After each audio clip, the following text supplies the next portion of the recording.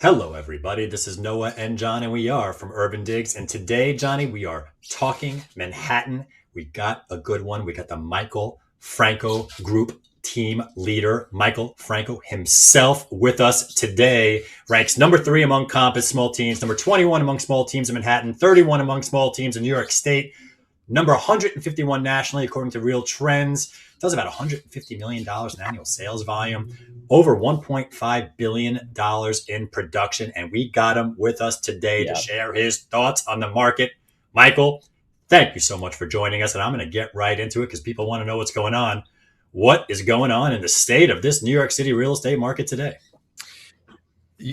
It's a good question. It's an unpredictable market. I had one of the top managers at Compass came into my office yesterday and he said, isn't it great that we thought it was going to be a bad year and it's been like a phenomenal year. So I tend to keep my head down and not look at what's going on with everybody else in the industry. And I'm just focused on my work and we're having a good year, but it hasn't been easy. So I was like, well, what do you mean by that? He was just happy that things are selling. I think everybody thought with the new mayor and all the negative press about what's going to happen with real estate that it was going to be a really rough market. And it's been a pretty busy spring. I think, we've had great spring, at least my team and I think generally people that are consistent and have been doing it for a long time, the last few spring markets have been pretty strong. But what's unpredictable is, and I talk to other agents, I do pick my head up from my desk and talk to other agents about this, especially if I'm at a showing or just, at a preview or anything. And, you have a listing that you think, oh, this is going to sell so fast, and then it doesn't. And it's completely confusing and you just don't know why, especially if the comps are supporting the sale. Then you're really thrown for a loop because I'm all about the data, which is why I love you guys. But I also... then you've got something that you think is going to be a dud in an uphill battle and it sells. So that's not across the board, but there's a lot of that going on. So I walk into a listing appointment with the intention of really heavily managing expectations and not promising the sun, the moon, and the stars, which some people want to hear. And that's how maybe some sellers will hire somebody. I always remain very positive because I love selling real estate, but I try to give people as much information as possible and to be as transparent and as straight shooting as I possibly can be when I'm walking into a listing appointment because of this unpredictability. Yeah, real interesting. And we're all about transparency here. So thank you for the plug right there with the good data. That's our job to get good data. So I appreciate that, Michael. I got a follow-up question with you with these unpredictability. You said, you got something that you don't think is going to sell so quick and that's selling. You got something that you think is going to fly off the shelves and that's not selling. Is it a function of pricing on those properties? Like, for example, is the one that you didn't think it was going to sell, maybe it was a little bit of a product problem, but they priced it correctly and the market did its thing. Whereas the one that you think is going to fly off the shelves is a beautiful, rare, unique property, but they're testing the market because of that. And that's why it didn't sell. Is that a function here? Yeah. Listen, the memo's out. You guys, I'm sure, I try to listen to you guys as much as I possibly can. I definitely, subscribe to your services and use them regularly, but the memo is out on what's selling. And that's and I tell people this right away. It's the first thing I tell a seller and a buyer. If you're renovated within the last 5 years and have maintained the property in good condition and you're priced well, you're probably going to get multiple bids. That's the easiest point to start from on the big spectrum of what's selling and what's not. Renovated and priced well is going to sell and you'll probably do really well. If you're not renovated and you're a co-op and you're uptown and you've got high maintenance, you better be priced pretty attractively for somebody to be willing to jump in, because the memo's out on renovating now too, what it costs and how long it takes. And the buildings aren't getting any younger. So there's all sorts of new safeguards that the buildings have implemented, which delays the renovations. But you get to choose what you want when you do your own renovation. And you can get a really good deal, I think, on a co-op that needs a full renovation uptown if you're willing to jump in and do that. I don't know if I even answered your question. No, you did. I sort of went off tangent there. Sorry about that.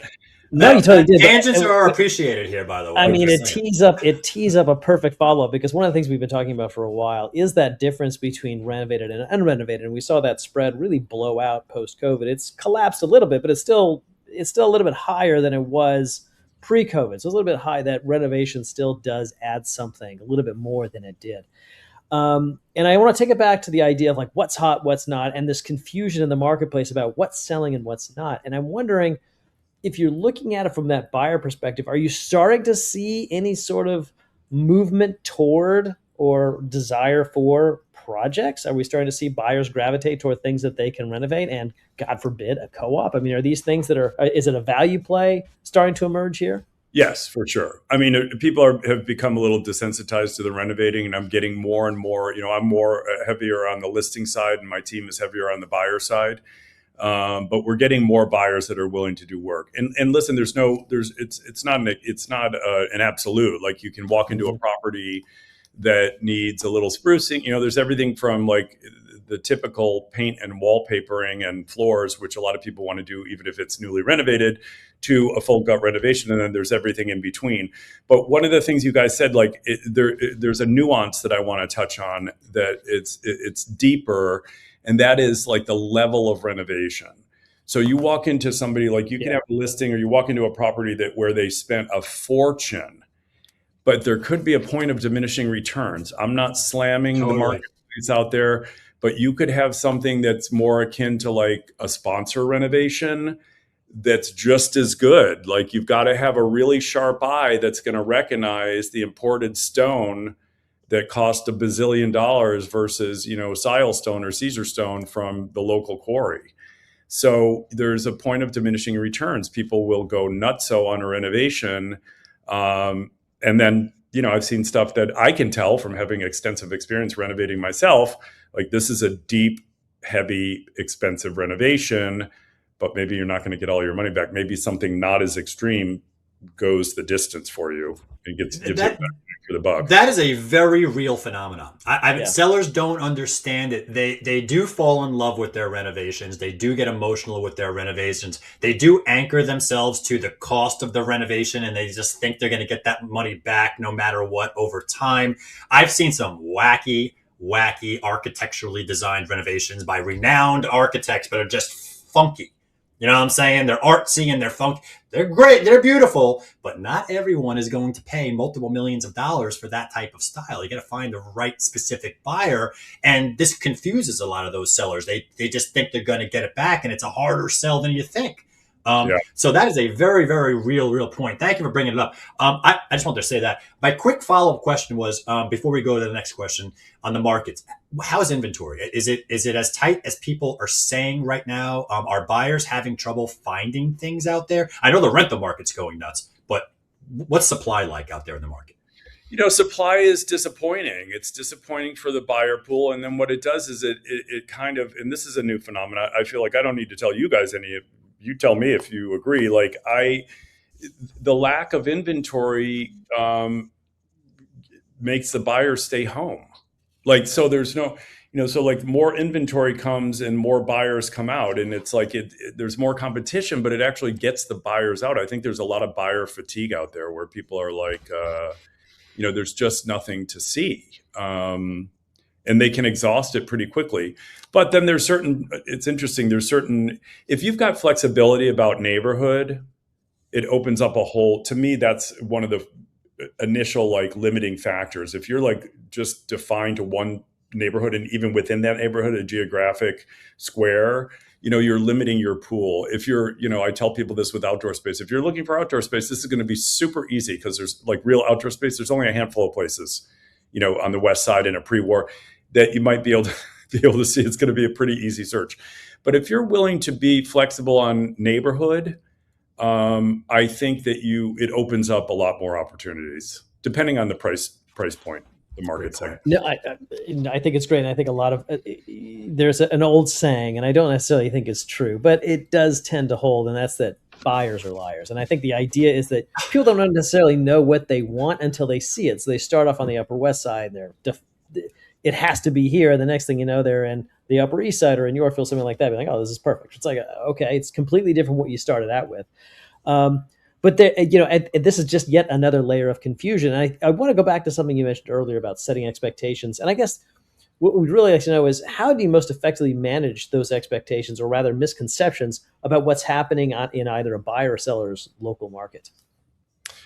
Every time I think I've learned everything I can to learn about this business, I learn a new lesson. And sometimes it's painful and hard.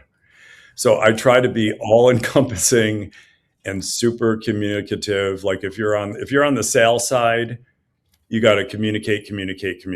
And, for whatever reason, I've been in the position to take over a lot of listings that haven't sold from somebody else. I don't work like an expireds program. It's usually like a referral or a building where I've sold something. But my team and I have never really gone after expired listings. I know some people do and do very well with it, but you go in and you've got somebody, an expired listing is not a great, the people are pretty damaged usually, and they're sore that they didn't sell, and they're disappointed and frustrated, and they tend to take that out on the whole industry or the whole market. But I try to communicate. Oh, so I asked those people, well, what did you not like or enjoy, or is there anything that was disappointing about your prior broker? And 9 times out of 10, it's like, I never heard from them. Oh. So in a market like this, you got to be, well, they heard from them, but not enough. Like, there's no burying your head in the sand. It's very painful to tell people, like, you've got to lower your price. To me, it's one of my least favorite things to do in this business. And I feel like I'm taking money out of their pocket. It's a whole personal thing for me. So something I've worked on, but you got to be upfront and you got to tell people, you got to communicate. Like, if not, you're not doing them any good service. You got to, and just be upfront about everything that's going on and the feedback. And on the buyer side, I tell buyers this all the time. This is still a good market to buy in. I've been in real estate for a long time, and things have been negotiable if you find the right thing for a long time, since even before COVID, things were slowing down. You guys know that. So you got to tell the buyers until you get outbid on something. So don't get too comfortable thinking like this is going to be negotiable. And I've learned that, and my buyers have learned that the hard way. Like, you got to be prepared that if something is attractive to you, there's a chance that it's attractive to somebody else too. And, make the best deal you can while you can. Yeah, so. No, it's what you're saying is really interesting to me, Michael, because you're straddling that fine line between empathy and almost being decisive, right? On the seller side, which is like, I hate to, and you mentioned it, like it's sort of a visceral reaction. Like, I hate to tell somebody they have to lower their price, but that's the empathy side. But then again, you have to be the one to give them that advice, right? That's your job as the fiduciary. Same thing on the buyer side, which is like, you hate to see people go through this function of finding their dream place, making a low ball bid, losing it, and then just being frustrated. So it's like, yes, great, let's support you, but you have to put your best foot forward. And I'm wondering, how did you train yourself to put yourself in that position where you can make that pivot from being empathetic to being, for lack of a better word, a decisive fiduciary? Years of experience, lots of reading, lots of conferences and seminars, lots of coaching, running a team. It's very easy to give advice to your team. Then you got to follow that advice. It's very easy. It's very easy for me to tell somebody on my team that they have to come to grips with their seller and tell them that they have to lower their price. And I have to follow. You're a former lawyer too, right? Yeah. That had to play a role here.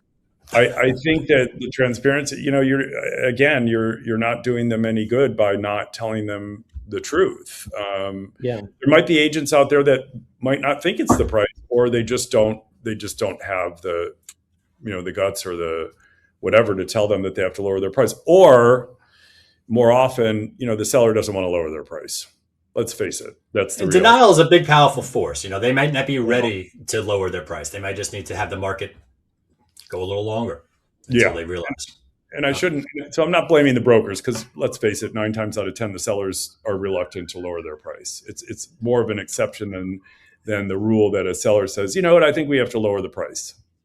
It's always the price. I mean, if you're on the market for 5, 6, 7+ months, the market has spoken. You know what I'm saying? The market's the ultimate arbiter. The market dictates what something is worth at the end of the day. Michael, you made some great points over here. I want to just reiterate something you said about communication in managing your clients' expectations and how important that is. I don't think brokers switch to cap and think about it from that perspective a lot, because, think about it from this point of view. If you're doing a deal and you're in the nitty gritty of a deal, like, radio silence is the worst, right? I mean, radio silence in a deal and you don't hear back from that, either the attorney or the other broker, and you got a buyer you're representing, and 4 days turns into a week, and a week turns into 2 weeks, and you don't know where you're at. That is the worst feeling in the world. Sometimes sellers and buyers feel that way too when they're not being communicated on what's going on with the market. It doesn't feel good. You feel kind of like you're losing something. So it's a really good point that you made on that. And I just want to reiterate it. Radio silence is bad in this business. So I love the communication. Now, next question, Michael. Your team, you manage your team. I want to talk about systems, processes, team efficiency. If I were to be starting a team today, what advice or strategies would you tell me to help me succeed? It's a great question. There's, I see people around the office and the company and other, agents say like, oh, I'm going to start a team. And I think to myself sometimes, like, this is somebody that maybe wants to start a team because they think it's going to solve their problems with their business, or it's going to grow their business, which I think it can, but I think you got to go from the other angle. Like, you got to let your business grow the team, but you also have to time that correctly. So by way of example, like, the first thing you do is hire an assistant. And if you're finding that things are slipping through the cracks, which happened to me in like 2012, maybe 2013, when I hired my first assistant, and then you're probably already too late. But that doesn't mean that you shouldn't hire somebody, but you don't want to let stuff slip through the cracks. So it's a bit of a fine line. You want to hire, the first move is an assistant, I think. And that's somebody that can, and they're out there, you got to pay. So you got to be able to invest in the future of your business, and not wait until you start making mistakes that might tick the clients off and then cause some problems with your reputation. We're all busy. Like, get somebody on board. It's a stressful and scary thing when you're an independent agent and you're about to start paying somebody for the first time, especially when you're 100% commission. But I'm telling you, it'll pay for itself. So that's the first thing you do. And then maybe the next thing you do is get somebody that is what I would call, maybe it's a little more old school now, is a buyer's agent, somebody that can work with your buyers or work with overflow buyers. There's less, back when I started, not to date myself, like, we would get so much business from open houses, which is like history now. Now there's all sorts of lead capturing programs on StreetEasy and Zillow and stuff that, like, most people have an agent. It's hard to capture direct buyers. But back in the day, we'd have open houses every weekend, and you can't, if you start getting a lot of listings, you can't host every open house. You got to get somebody to do it for you. I also used to bring in agents in the office at my old company. It's a smaller office where I was busy, and there's always somebody new or younger or junior that wants more experience. So bring somebody in. It doesn't have to be like a firm commitment to be on your team, but start partnering with somebody. Pay somebody to do your open houses. Pay somebody to go out with one of your buyers if it's appropriate, and start testing the waters. That's a great way to meet somebody, to partner up with somebody too. I had some great people I used to partner up with, several of whom now are super successful on their own and with their own teams. But we helped each other out years back, and then eventually, then if that starts working and you start growing, then you get another person. But I've never had a huge team. I've always been sort of a smaller, I would call like Navy SEAL type of team. I've got 2 agents that have been on my team for 11 and 14 years respectively. They've been with me for a long time. It's like a family. So, I've never been one to grow a huge team because I really take a lot of pride in teaching them as much as I can, also learning from them. And for me personally, if you have a huge team, it gets to be too much management. And I love being in production. I don't want to be, and there's some team leaders out there across the country that do phenomenally well and they're out of production and they only run the team. That I still love doing the deals. So I want to stay in production. Cool. This is really interesting, Michael, because you're like an old school operator here, which is like, you're doing things pretty much by the book in the way that, a lot of people are ready to sort of ditch the book and go digital. And like, to your point, like I want to get the leads from Zillow, Street Easy. I'm going to set it up through my virtual assistant here. Claude's going to set up the appointments. Like everything sort of happens through a screen versus in person. And you are someone who's out there, actually likes to be in production. And I do have a question here. And I'm wondering if this is sort of is there a bit of like plus ça change here in the industry, which is like, are you still a fan of open houses? Do they still work? Is there still a method to the madness of actually doing things, to your point, the way they were done, is in like getting out there, meeting people, being in the field, handling production? Is that still a No, thing? no. I think that I've completely pivoted on. I mean, I was very quick to pivot on open houses after COVID, and it all kind of just played in together that there's a lot of lead capturing that happens. But I think that having somebody sit at an open house for 90 minutes is a total waste of time. It's so much more. It's a silver lining to me. It's so much more efficient now. And we do open houses at our listings every weekend because we do them by appointment. It's better for the sellers. I think most of the buildings still don't want public open houses. And you can just cover so much more. It's so much better. It's better for the agents, but it's definitely better for the sellers too, time-wise. And, you don't get like the strollers after brunch on Sunday. It's just that was so slow. Like it was such a slow way. Things are moving faster in a better way in that regard. So I wouldn't want to go back to the old school in that regard. And Gotcha. Contrary to what I might sound like, I am more old school now. Yikes. But I've also maintained, I'm ahead of the curve. Like I have 2 virtual assistants. I'm like heavy into AI. Maybe I'm a little behind the pack, the leaders of the pack, but not for long. Like we use the tools, and we're going to continue to. Excellent. Ahead of things. Yeah. Evolving and adapting. You got to transform in this business. If you don't transform, I don't know, bad things can happen. This has been great. I got one last question, Michael, and then we're going to let you go and get back to doing your deals. We like to ask this question of all the Talking Manhattan guests that we bring on here. And it's a little nostalgic in the sense that I want to think about what happens if you would have met your younger self today out there in the field right now, that's starting today. And, you're 18 years in this business. You started right before the great financial crisis kicked in. A hell of a time to start your business here in Manhattan. But if you were to bump into your younger self right now, and that younger self was looking for some guidance and some strategic tips to expedite their success, what would you say to yourself?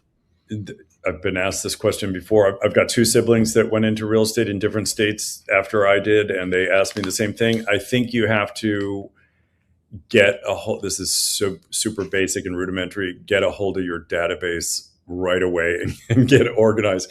So now my database is like herding cats. It's gotten so much better, but it's constant work in progress. I mean, that's where the gold is in your contacts. Even if you're starting with 500 or 50 people, like you got to get a hold of them, get as much information as you can, and because it's going to grow, and then you're going to get busy and you're not going to have time for any of that. So get organized, get your database in order, and get ready to stay in touch with everybody all the time. Somebody said that to me. Relationships. It's all about relationships. Somebody said that to me when I was early on in the business, and I thought it sounded so crazy. And now I know why he said it. He was a genius, and he was very successful. So. Makes sense. This has been fantastic, Michael. Thank you so much for the time. I truly appreciate it, and passing on all these nuggets of wisdom. I'm sure the agents appreciate it too. That right there is John Walkup. I am Noah Rosenblatt. That is Michael Franco of the Franco team over at Compass. This has been Talking Manhattan, and we'll catch you guys next time. Cheers, everybody.